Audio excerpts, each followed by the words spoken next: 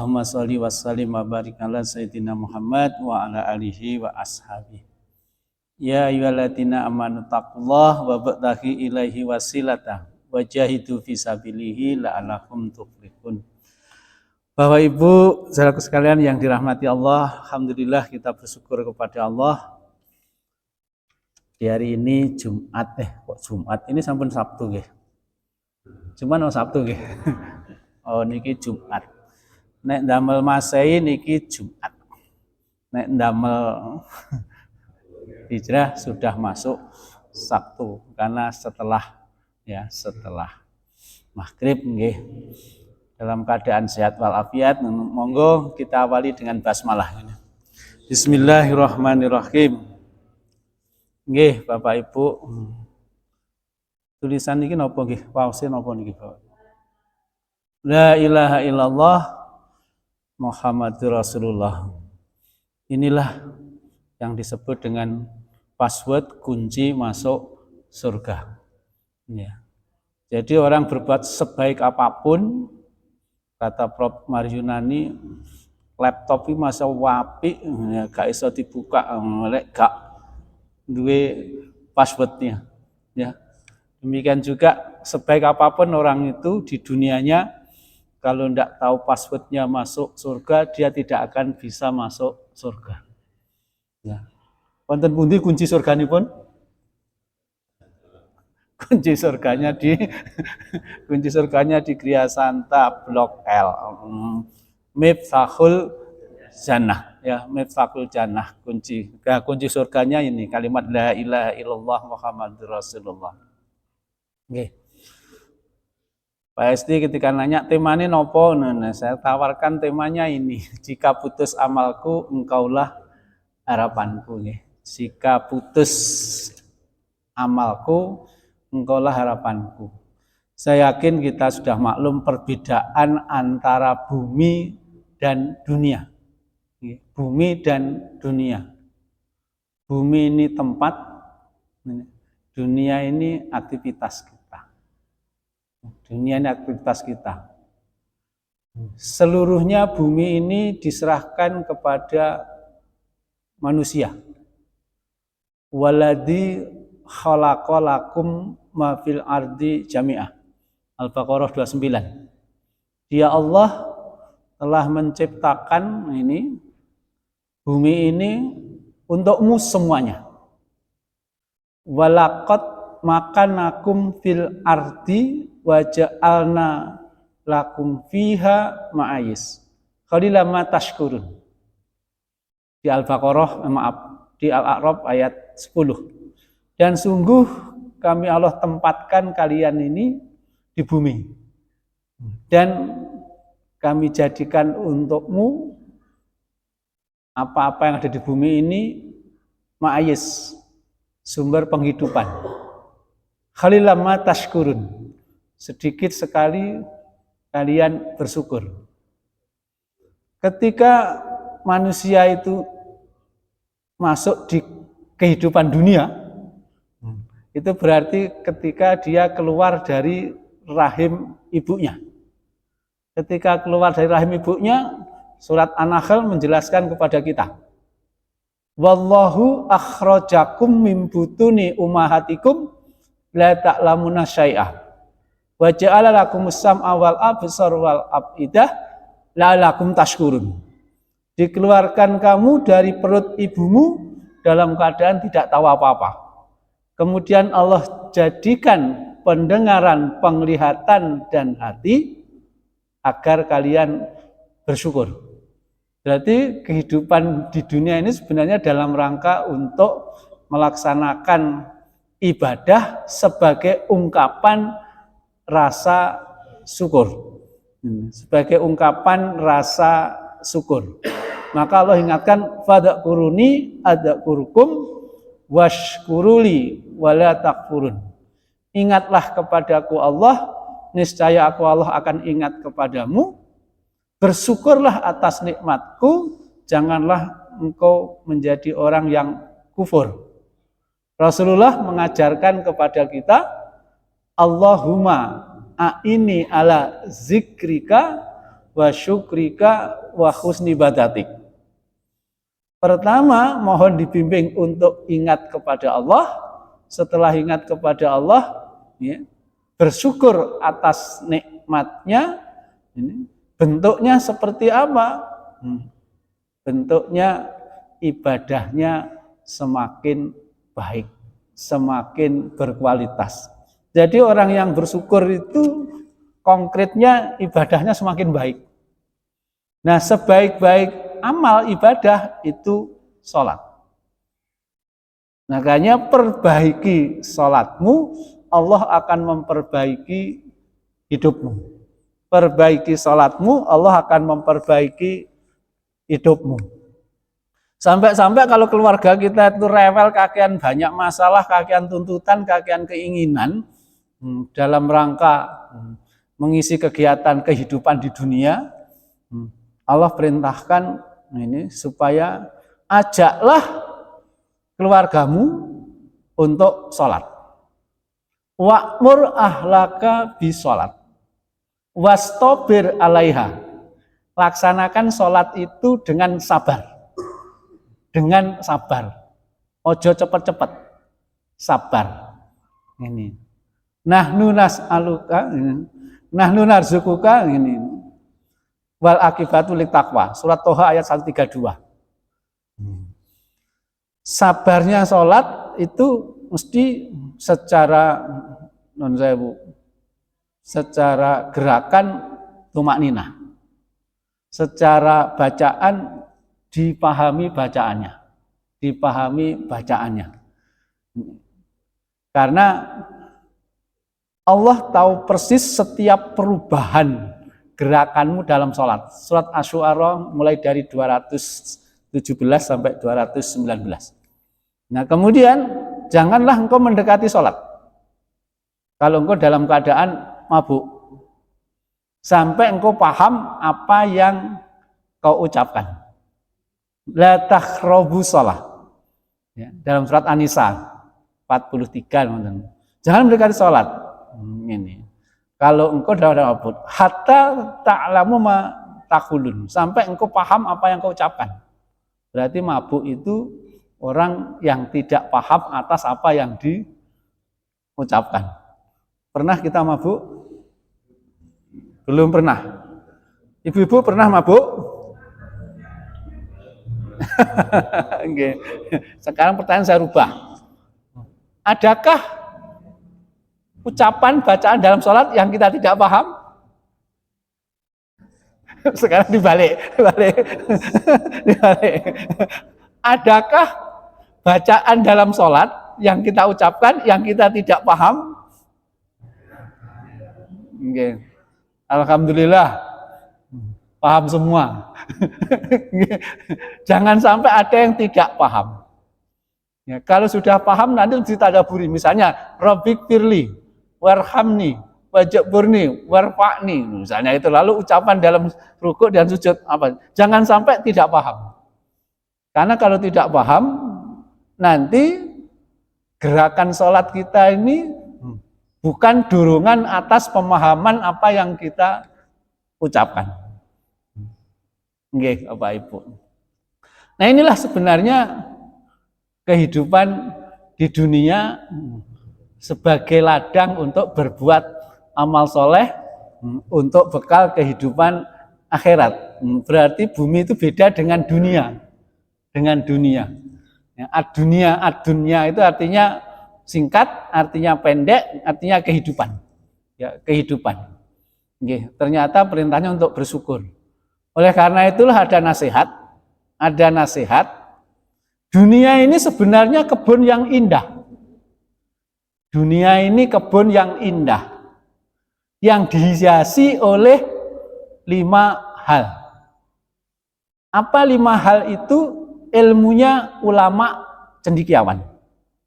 Ilmunya ulama cendekiawan. Yang kedua, adilnya penguasa, pemimpin. Yang ketiga, jujurnya pengusaha atau pedagang. Yang keempat, ibadah ahli ibadah, keikhlasannya. Yang kelima, kesetiaan, loyalitas karyawan terhadap majikannya. Sehingga dunia itu merupakan kebun yang indah. Nah, setan dan nafsu yang merusak indahnya kehidupan dunia dengan menebarkan penyakit, yaitu ilmuwan dengan sifat kedengkiannya. Wonten mboten seorang ilmuwan ulama yang dengki? Wonten mboten? Ada. Dan itu yang sangat berbahaya. Dalam apa yang dikatakan oleh Pak Imam Ghazali, Imam Al-Ghazali, apa yang dikatakan Ghazali, fafasada ra'iyah bifasadi umarah, fafasadu umarah bifasadi ulama, fafasadi ulama biljal wal mal. Kalau engkau melihat masyarakat itu rusak, sering adu domba, fitnah, angel dijak rukun, angel dijak akur, karena sesungguhnya karena pemerintahnya rusak, tidak disiplin, ya, korupsi, tidak bertindak adil. Nah, mengapa umaroh pemerintahnya rusak? Karena fatwa ulamanya, karena ini nasihat-nasihat ilmuwan cendekiawannya ini menimbulkan suasana yang tidak kondusif tapi destruktif. Mengapa ulama cendekiawan rusak? Karena dia terlalu mencintai dunia, harta dan kedudukan. Ini menurut yang disampaikan oleh Imam Al-Ghazali dalam menasihati kita semua terkait dengan itu. Jadi setan dan nafsu, ya, membuat para ulama itu sering dengki, atau ada sifat dengki yang ada dalam ulama itu. Yang kedua, tidak adilnya penguasa, curangnya para pedagang, ahli ibadah yang tidak ikhlas dalam beribadah, dan karyawan yang tidak setia kepada majikannya. Wonten mboten? Oh, jawabe kathah. Nek kerja ning nggone bose, datang pelanggan siap, dilayani dengan baik. Terus kadang-kadang pelanggannya malah nanya, "Pak, nek nyervis kendaraan begini ini butuh apa?" Terus nawari, "Siap tak bantu, tapi gak usah nong bengkel. Kowe dino Minggu aku tak kerja ning omahmu." Nah, ini menunjukkan bahwa karyawan itu tidak loyal kepada majikannya, ya, majikannya. Padahal pelanggannya itu pelanggan majikannya. Nggih, Bapak Ibu. Nah, kehidupan dunia itulah, dunia itu singkat, pendek. Batasnya seumur kita. Berapa umur kita rata-rata? Pinten Pak Mariun? Nah, rata-rata 60-an. Kalau ada 70 ini sudah termasuk bonus, lebih 70 itu langka, di atas 80 langka banget. Di Masjid Al-Ikhlas Raya Langtep itu Pak Kosasih itu 86. Tapi masih rutin berjamaah di masjid 86. Di Ramadan kita tahu Pak Katiman 84 atau berapa. Sepedaan masih luar biasa. Hanya rata-rata pemakmur masjid itu rata-rata umurnya sudah kepala 6. Nggih, batas kita itu. Lah umurnya umat Muhammad itu rata-rata memang kurang lebih 60. Oleh karena itulah kita diberi kesempatan berbuat amal baik. Amal baik itu amalipun sinten? Di Al-Qur'an yang 6.236 ayat, sebanyak 114 surat, 30 juz, manusia itu akhirnya dikelompokkan hanya menjadi 3. Ya. Kelompok pertama an'amta alaihim. Setelah kita berdoa di sholat, ihdinas siratal mustaqim, siratal ladzina an'amta alaihim. Kemudian ghairil maghdub dan zalim. Ya. Yang an'amta alaihim ada 4. Siapa 4? Nabiyin, sidikin, syuhada, sholihin. Itu orang yang baik. Kelompok orang yang baik. Kemudian ada kelompok yang dimurkai, Yahudi, dan kelompok yang tersesat, Nasrani. Nah itu berarti kelompokkan masuk itu, akan masuk ke sana. Nah kita ini dikatakan berbuat baik itu kalau ngikuti 4 kelompok tadi. Nabi, syuhada, nabi, sidikin, syuhada, dan sholihin. Nabi siapa yang menjadi role model, contoh teladan yang baik, ditegaskan banyak nabi iya, tapi 2 nabi yang paling utama role model kita, yaitu ketika kita bersolawat waktu sholat tahiyat. Ya. Allahumma sholli ala Muhammad wa ala ali Muhammad kama sholaita ala Ibrahim. Jadi Nabi Muhammad dan Nabi Ibrahim Bahkan ditegaskan di surat An-Nisa 125 itu, siapakah sebaik-baik orang dalam beragama dan ikhlas padanya, disebutkan itu Nabi Ibrahim. Dan kita supaya Rasulullah pun minta untuk mengikuti milata Ibrahim Hanifan. Ini Bapak Ibu yang terkait dengan itu. Maka salah satu ketika Nabiullah Ibrahim alaihissalam berdoa, wa'id qala Ibrahim Rabbi ja'al hadal balada aminan, di Al-Baqarah 126 itu Nabi Ibrahim berdoa supaya negerinya negeri yang aman, kemudian supaya penduduknya diberikan kemakmuran berupa buah-buahan. Maka ayat itu di ayat 129-nya disambung, Rabbana wa ba'as fihim rasulan minhum yadlu alaihim ayatika. Ya Allah, utuslah kepada mereka nabi dari kalangan mereka yang akan membacakan ayat-ayat Engkau dan mensucikan hatinya, jiwanya. Ini yang doa Nabi Ibrahim yang di Al-Baqarah. Kemudian Nabi Ibrahim 132-nya menasehati putranya ini, ayat ini. Nasihatnya ini, ya baniya, innallaha astofa lakumudina fala tamutuna illa wa antum muslimun. Wahai anakku,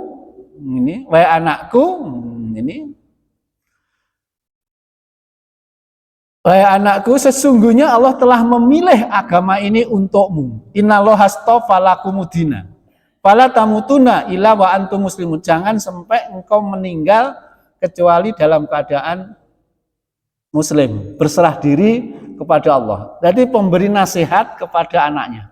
Karena anak inilah yang akan melanjutkan bagaimana Allah perintahkan supaya wa ansa'akum minal ardi. Dia Allah menciptakan kamu dari tanah, dari bumi ini, dan kaulah pemakmurnya.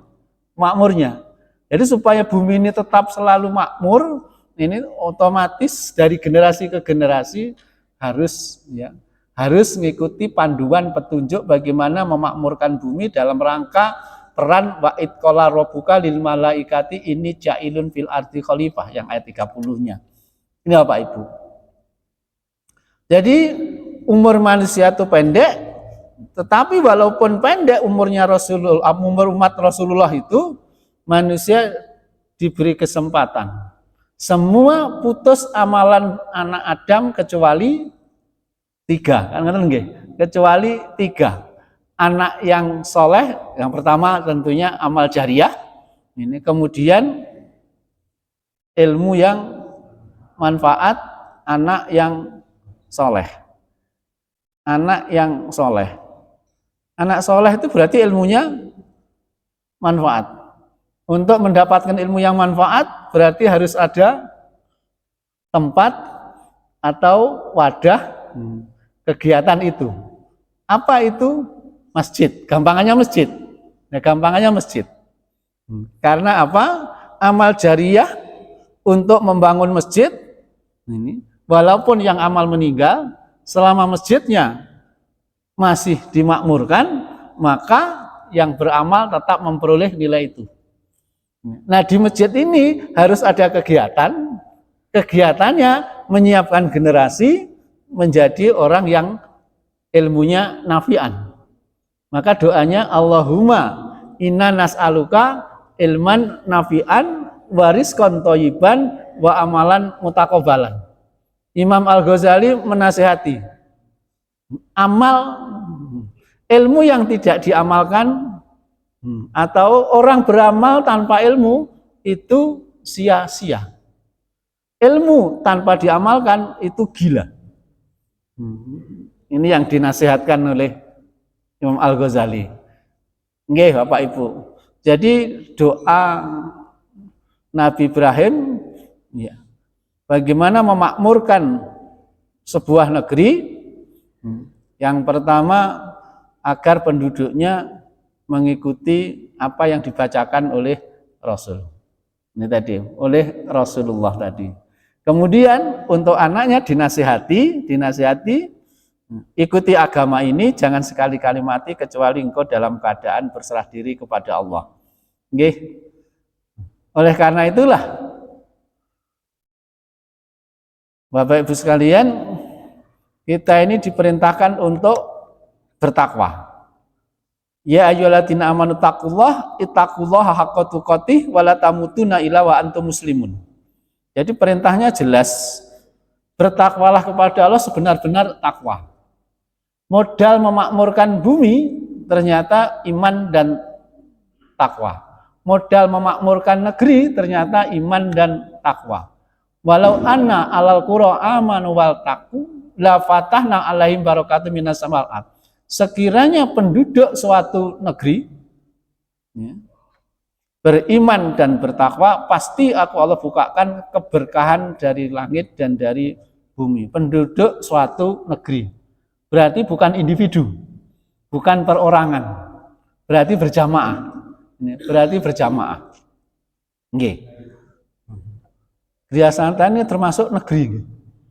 Berarti termasuk negeri. Jadi kalau baik jangan baik sendirian.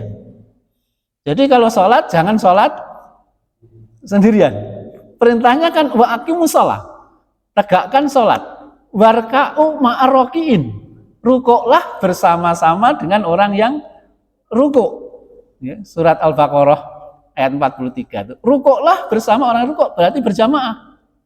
Sebaik-baik berjamaah dilaksanakan di masjid. Karena kalau sholat berjamaah di masjid, insya Allah dan seharusnya dilaksanakan tepat awal waktu. Sholatnya tepat awal waktu. Kalau sholat sendirian, kadang-kadang mendekati jadwal berikutnya. Duhur mendekati asar. Nggih. Nah, ciri orang yang bertakwa itu kalau imam, maaf, sekarang bukan imam, Pak Imam sudah. Jadi kata-kata apa itu takwa? Menurut sahabat Rasulullah, yaitu Ali bin Abi Thalib, ditegaskan takwa itu al-khaufu minal jalil. Ada rasa takut kepada Allah. Takwa itu rasa takut kepada Allah. Wa amalu bitansil, beramal sesuai dengan apa yang Allah turunkan, itu sesuai dengan Quran dan hadis. Yang ketiga, ridho bil khalil. Ridho atas pemberian Allah walaupun sedikit. Dan yang keempat, istidalu di yaumil akhir. Dan mempersiapkan bekal untuk kehidupan hari akhir, itu takwa. Yang pertama, rasa takut kepada Allah. Sinten Bapak Ibu yang punya rasa takut kepada Allah? Sinten nggih? Semuanya punya rasa takut kepada Allah? Tidak semua orang punya rasa takut kepada Allah. Ya. Jadi Singapura maju karena takut negara-negara besar di lingkungannya.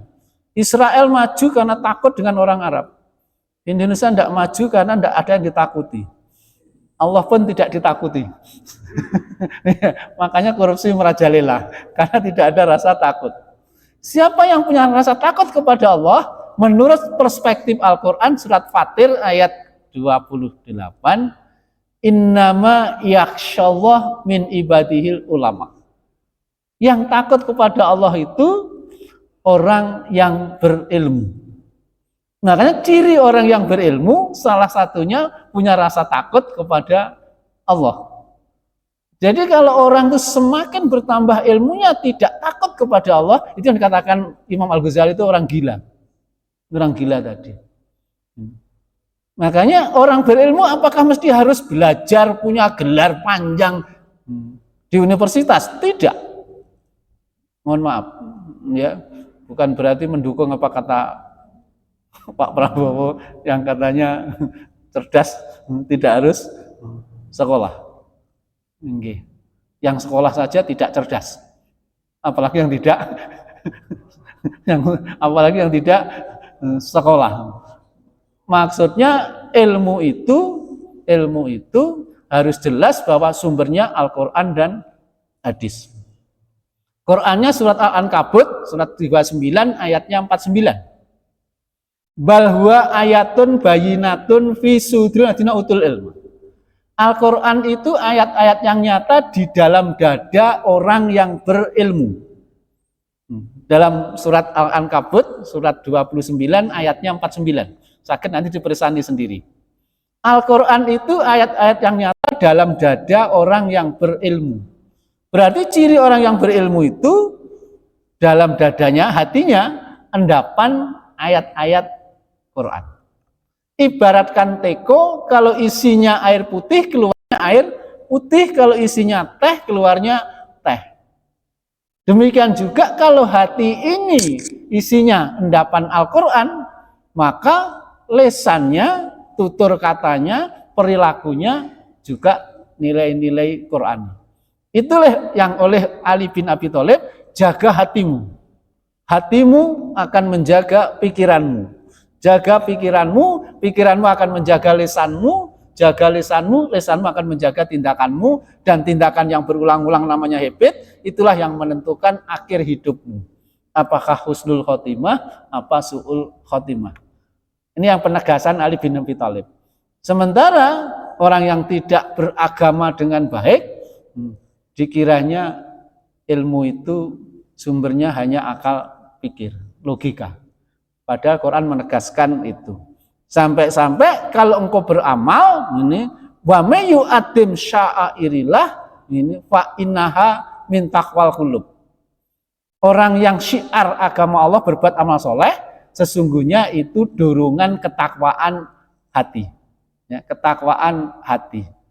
Orang yang akalnya sehat, berpikirnya cerdas, bersikap bijak, bertindak tepat, itulah ulil albab. Itulah ulil albab. Sebutkan ulil albab. Orang yang akalnya sehat, berpikirnya cerdas, maka sikapnya bijak, tindakannya akan tepat. Itu yang disebutkan dalam surat Al-Maidah ayat 100. Ini Allah menegaskan gitu. Oleh karena itulah kaitannya yang tadi, amal yang tidak didasarkan ilmu maka akan sia-sia. Wala ta'fu ma laisa laka bi ilmi. Jangan kau ikuti apa-apa yang kau tidak punya ilmu tentang itu. Inna sam'a wal absar wal afidah, ini ulu kana anhum mas'ula. Semuanya akan dimintai pertanggungjawaban. Oleh karena itulah pesan Rasulullah ini, u'du aliman. jadilah kamu seorang pengajar atau muta'aliman atau pelajar atau napa niku mustami'an mendengarkan ilmu atau muhibban orang yang mencintai ilmu. Jangan yang kelima. Napa Bapak Ibu? Satu, jadilah pengajar. Kalau tidak, jadilah pelajar. Kalau tidak, jadilah orang yang senang mendengarkan kajian ilmu. Kalau tidak, jadilah orang yang mencintai ilmu. Jangan sampai ya, kita tidak punya ilmu untuk berbuat itu. Dari hadis ini Bapak Ibu. Jadi perintahnya jangan jadi orang yang bodoh. Nggih. Sakniki niki contoh, maaf. Syukur ora iso. Ngaji ra gelem, salat ra tau. Poso malah blas. Alasane kesel kerja. Gajimu lho piro? Apa wis iso mbuking swarga? Konten ini kelihatannya nggih sederhana nggih.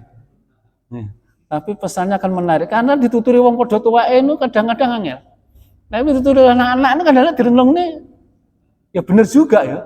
Nek wis kerja kaya ya wae salat angel jak salat. Sik ta lah. Diselesaikne iki dhisik. Emangnya dengan kerja jungkir balik itu sudah bisa membuking swarga, bahasanya sederhana ini.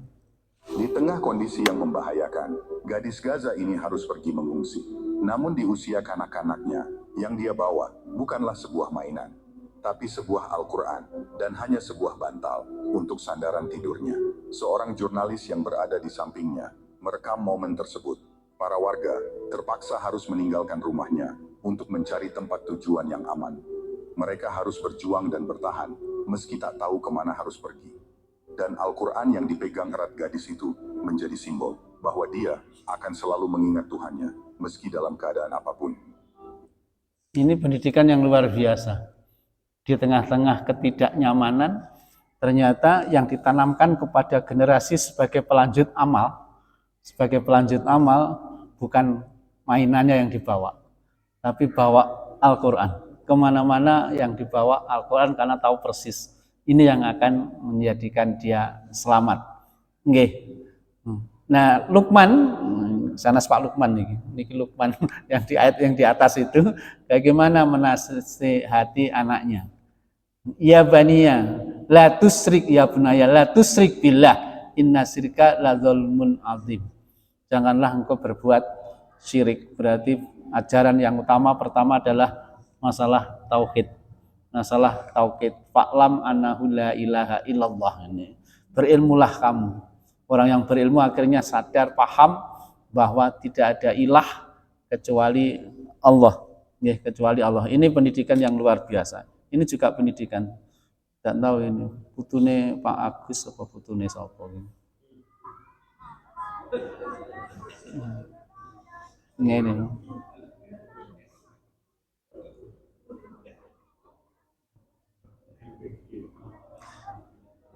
Anak-anak ini diajari bertauhid murni. Nggih.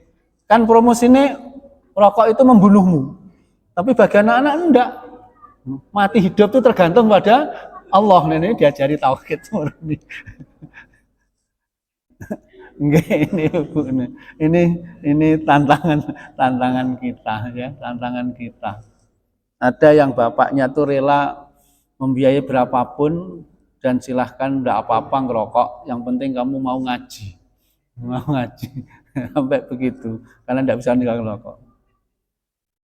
Seorang guru memberikan tugas kepada siswanya. Ini saya lewati Bapak Ibu, waktunya tinggal sebentar. Pentingnya ilmu, penerang kegelapan, promosi kebahagiaan. Anak ini buta, tapi dari hasil ilmu pengetahuan teknologi kacamata akhirnya bisa melihat. Setelah bisa melihat, akhirnya tersenyum,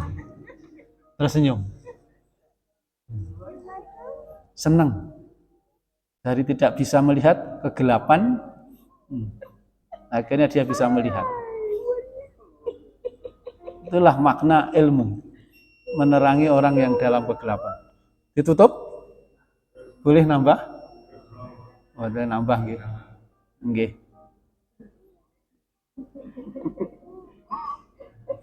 Betapa bahagianya orang yang tadinya tidak bisa melihat bisa menjadi melihat. Itulah yang kita selalu bersolawat.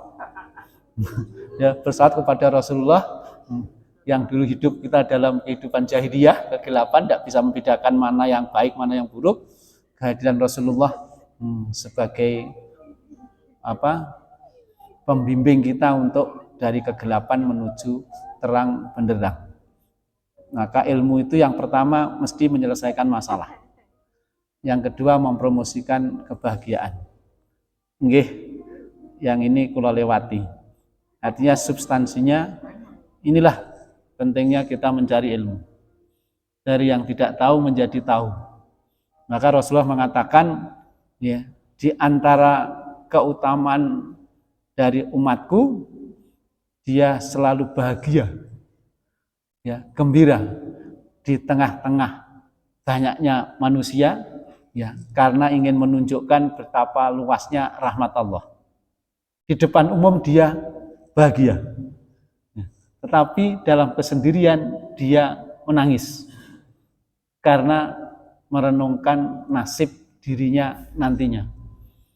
Jadi mengapa kita harus selalu menunjukkan wajah cerah, muka ceria, senyum manis di hadapan banyak orang? Karena dalam rangka ingin menunjukkan nikmatnya Allah yang tercurah melimpah kepada kita. Tetapi dalam kesendirian, tahajud, kita menangis karena merenungkan nasib dirinya. Sekian waktu umur disia-siakan bukan untuk kebaikan, tapi akhirnya sadar dan bertobat, nggih, bertobat. Manajemen kepemimpinan Rasulullah singkat. Pertama, didiklah generasimu menjadi personal excellent. Orang yang jujur, orang yang amanah. Kemudian orang yang baik, bisa dipercaya, orang yang amanah, interpersonal capital. Kemudian organisasi yang baik. Organisasi yang baik itu pemimpinnya jelas. Karena ingin menjadikan anak buahnya profesional, pemimpinnya mesti punya visi yang jelas, visioner. Ini yang diajarkan Rasulullah dengan 4 sifat utama. Sidik, amanah, fatonah, tablik. Diikuti Bapak Ibu yang dosen, Bapak Ibu yang guru, generasi abad sekarang harus memiliki 4 kompetensi. 4C. Critical thinking, creativity, communication, collaboration. Terintegrasi menjadi penguasaan literasi digital karena eranya era digital. Nggih, Bapak Ibu. Yang utama sebenarnya yang ingin kami sampaikan kalau kurikulumnya Nabi Ibrahim itu ini, kedap. Kurikulumnya Nabi Ibrahim itu ini, visinya mencetak generasi yang soleh. Ini. Misinya mengikuti ajaran Islam dengan khafah. Robbi habli minas solihin. Itu artinya karuniakan anak yang soleh. Ini wala tamutuna illa wa antum muslimun. Ikuti Islam itu. Nah, kurikulumnya spiritual, intelektual. Tadi wa yuzakikum wa yu'allimukumul kitab wal hikmah, lingkungannya integrasi lingkungan ibadah dengan lingkungan pendidikan, yaitu masjid. Robbana ini askantu min dzurriyyati biwadi ghairi dzar'in inda baitikal muharrami robbana. Robbana liyuqimus shalah waj'al afidatan minan nas tahwi ilaihim warzuq minas samarati la'allahum yashkurun. Yang pertama, supaya masjid itu menjadi pusat ibadah. Yang kedua, supaya masjid menjadi pusat peradaban. Dan yang ketiga, masjid menjadi pusat pemberdayaan, termasuk ekonomi. Yang demikian itu dalam rangka mewujudkan generasi yang ahli bersyukur atas nikmat Allah. Proses didiknya, doanya Nabi Zakaria. Robbi habli miladunka dzurriatan thayyibatan. Anak yang baik, anak yang baik. Anak yang baik itu terinternalisasi kalimah thayyibah. Alam taro kaifa daraballah masalan kalimatan thayyibatan kasajaratin thayyibatin. Kalimah yang baik itu tanamkan kepada anak seperti pohon yang baik. Akarnya kuat, pohonnya menjulang tinggi, berbuah sepanjang musim. Imannya kuat, tauhidnya kuat, ilmunya manfaat, amalnya amal soleh. Amalnya amal soleh. Ini. Untuk itu maka yang diberikan kepada anak harus makanan yang halal lagi toyib. Kulu ma fil ardi halalan toyiban. Kata-kata toyib. Ini sanes Pak Yusuf toyib. Ini kata-kata toyib. Ini lingkungannya harus lingkungan yang toyib. Masjid. Sebaik-baik tempat adalah masjid. Sejelek-jelek tempat adalah pasar. Maka setelah dari pasar, masuklah ke masjid, tobat, nah sebelahnya kuburan.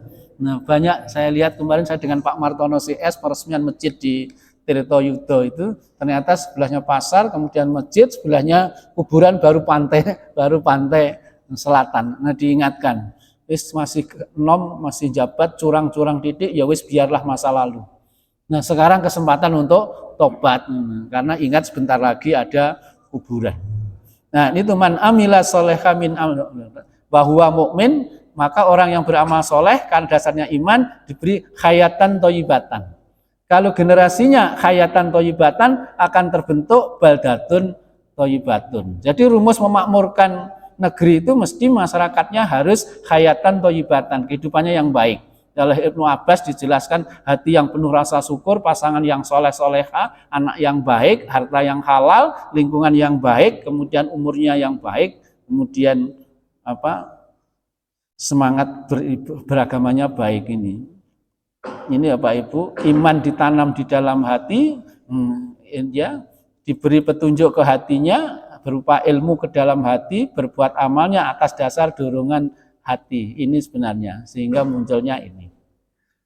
Apa yang kau lihat, apa yang kau rasakan, kau dengar, kemudian apa yang kau rasakan, berpikir melingkar, maka keputusannya sesuai kehendak Allah, kehendak manusia, kehendak alam. Ini yang harus kita siapkan kepada generasi penerus kita.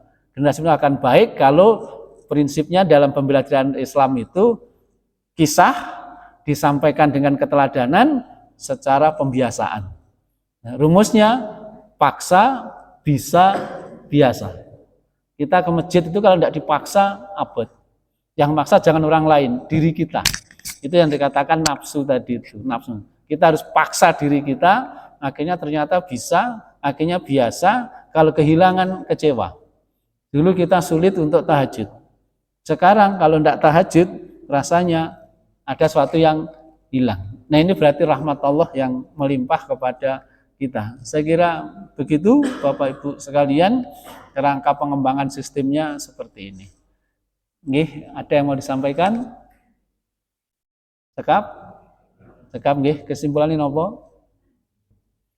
Siapkan generasi pelanjut amal kita ya dengan cara beri keteladanan. Nah, berarti kita harus jadi orang baik dulu, baru mempersiapkan generasi yang baik. Ciri orang baik pasti akan berbuat amal soleh. Sebaik-baik amal soleh, sholat tepat awal waktu, dilaksanakan berjamaah, dan berjamaahnya di masjid. Kalau masjidnya makmur, insya Allah lingkungannya akan melimpah berkah. Kurang lebihnya mohon ridhonya untuk dimaafkan. Mudah-mudahan kita senantiasa memperoleh kebaikan dunia dan kebaikan di akhirat.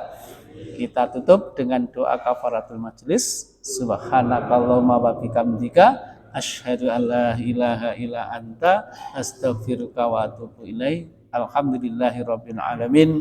Assalamualaikum warahmatullahi wabarakatuh.